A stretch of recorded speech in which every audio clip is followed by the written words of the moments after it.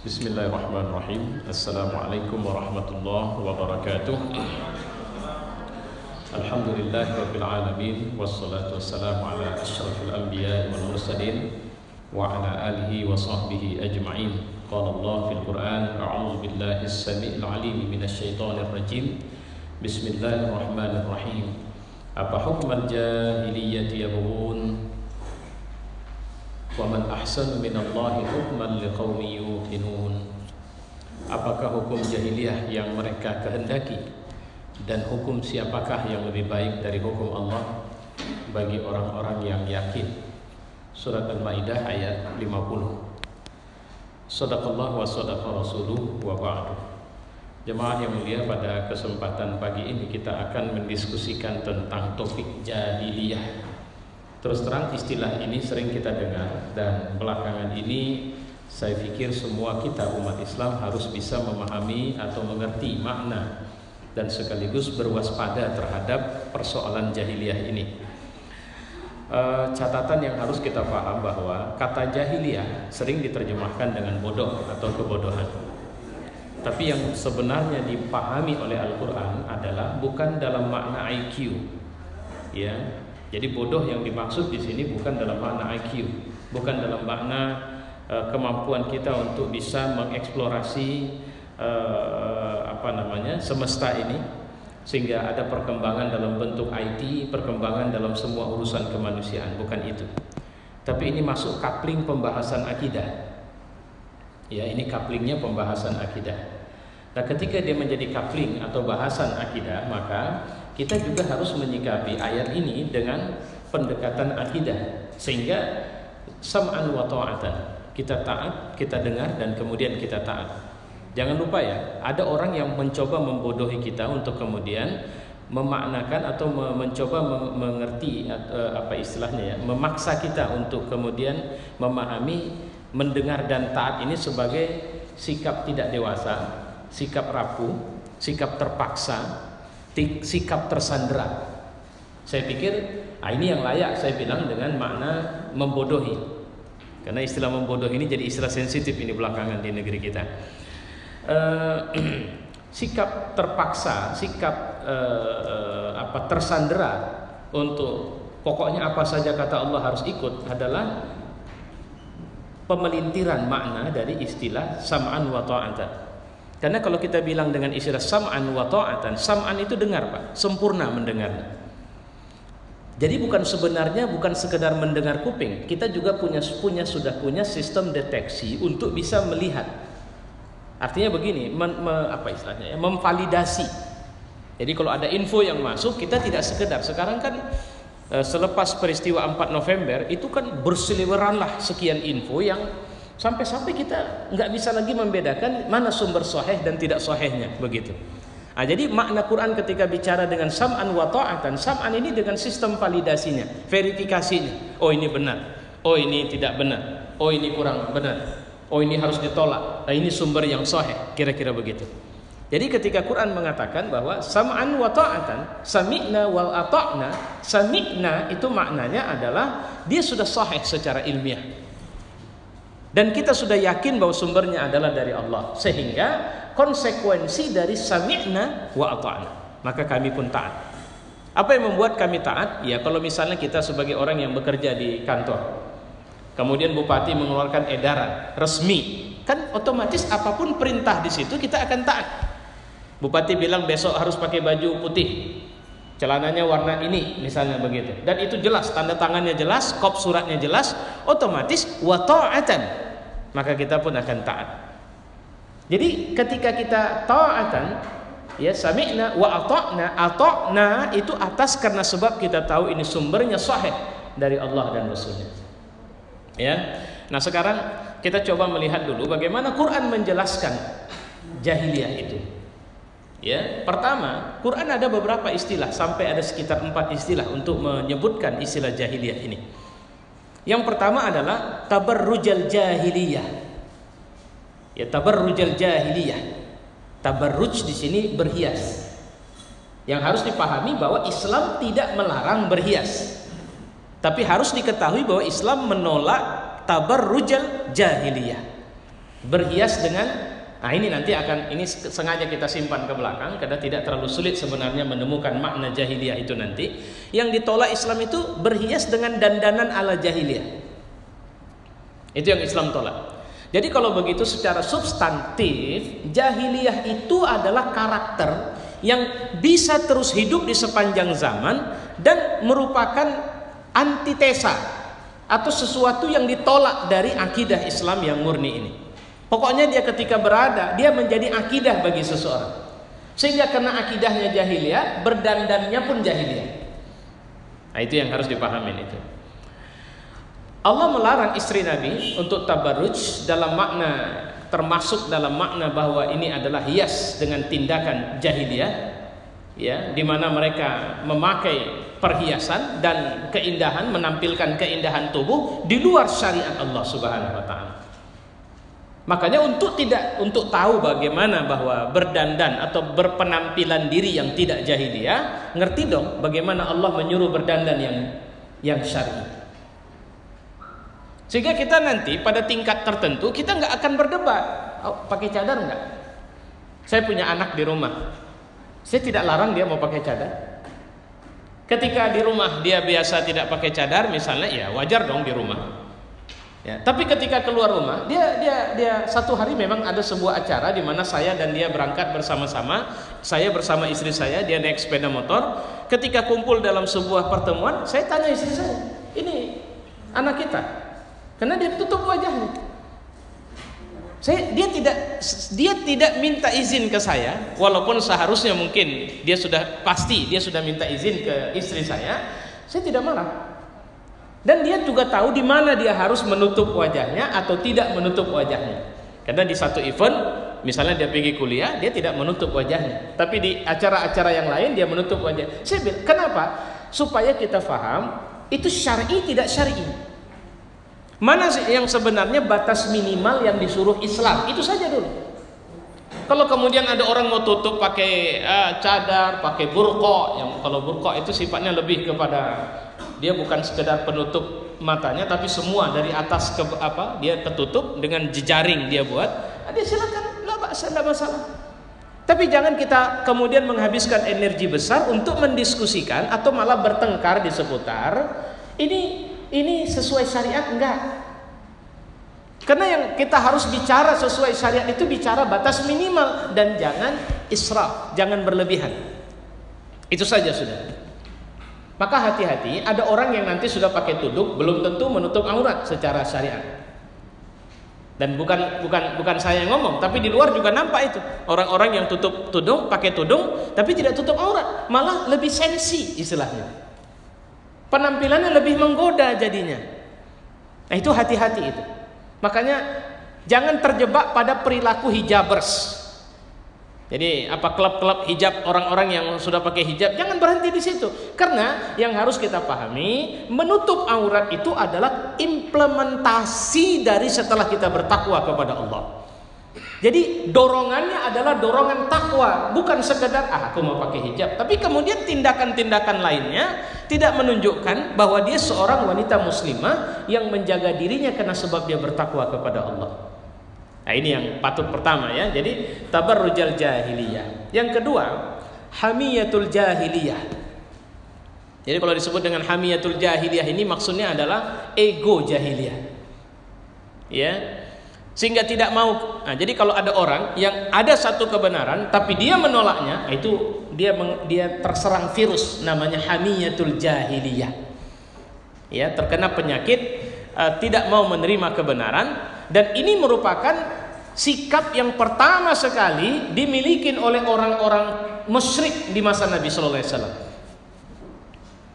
Misalnya, kalau sekarang ini mulai muncul ini istilahnya, misalnya, oh tapi kata para ulama, ulama itu juga manusia.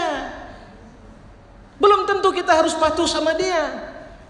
Kalau bicara Quran yang paling mengerti itu Allah, bukan manusia. Nah, ini bentuk hamiyatul jahiliyah. Ini ego jahiliyah, sombong. Ya, ini disebut Allah dalam surah Al-Fath ayat 26. Ya, kalau disuruh kemudian ketika orang kafir itu Allah ditanamkan ke dalam hati mereka hamiyatul jahiliyah, maka Allah pun memberikan ketenangan.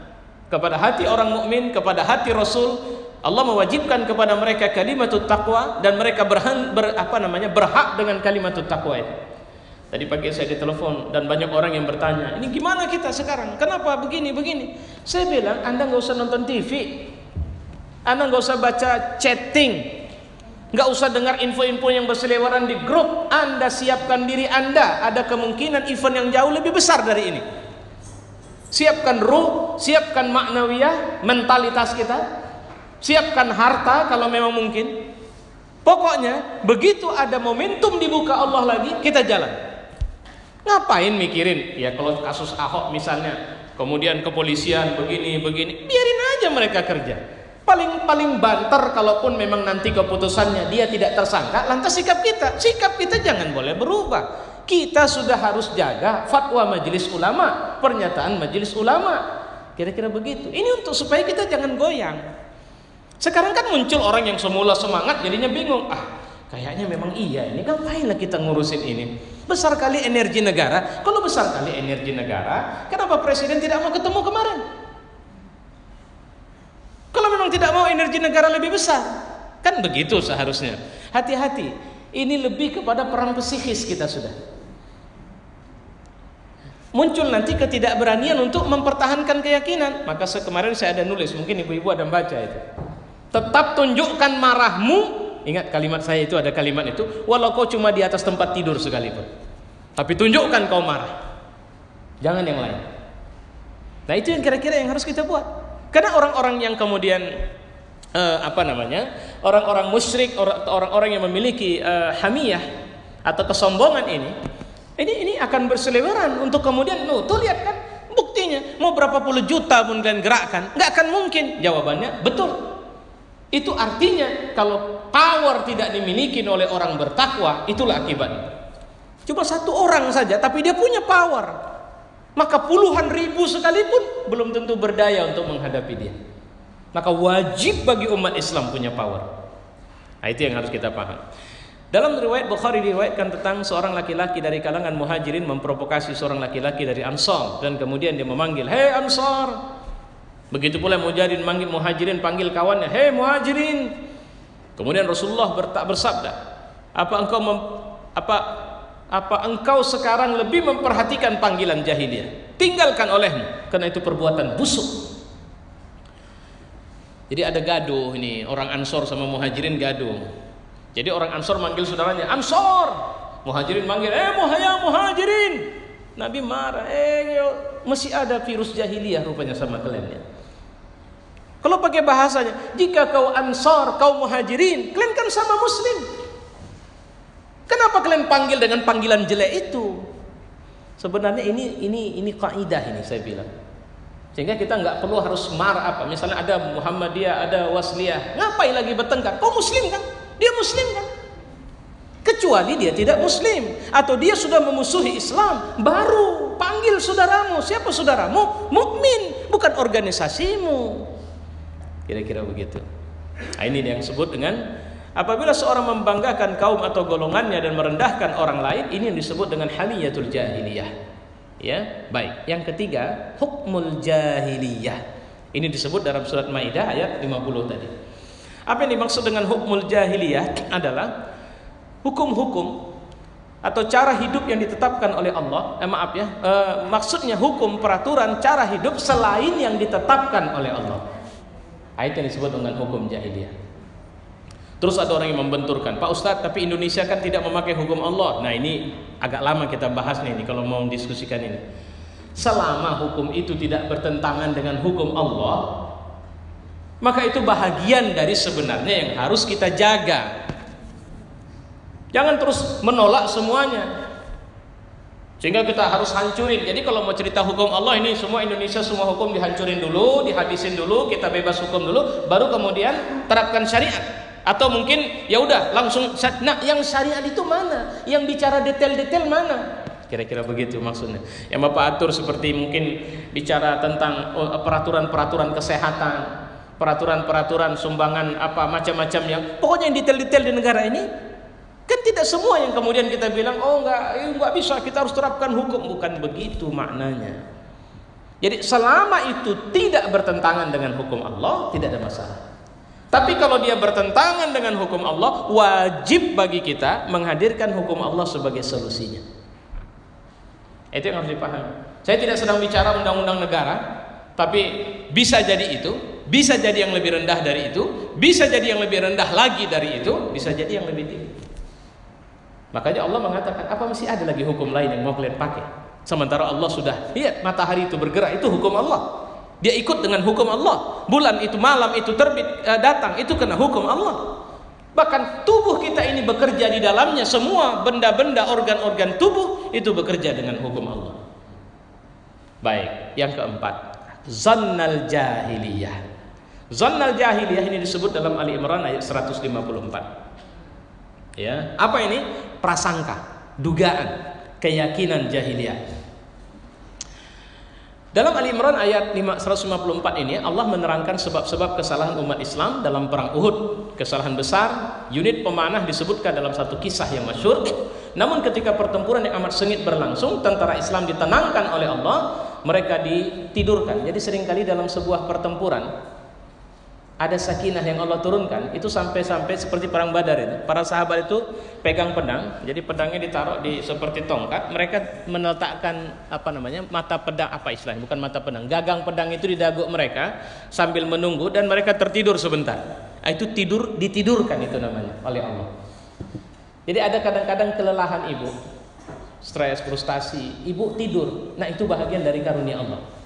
Karena tidur itu adalah merefresh, ya, menyegarkan kembali diri kita dan menekan tekanan-tekanan, membuangnya. Jadi maka tidur itu juga bisa jadi obat. Tapi kalau terlalu banyak tidur juga penyakit itu.